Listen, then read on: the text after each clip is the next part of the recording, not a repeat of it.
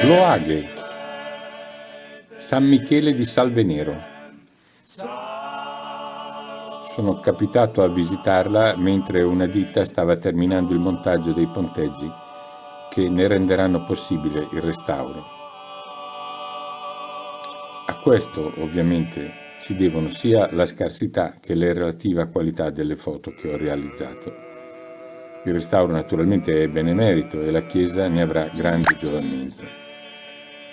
È una chiesa romanica campestre sita nel villaggio di Salvenero, abbandonato alla fine del XVIII secolo.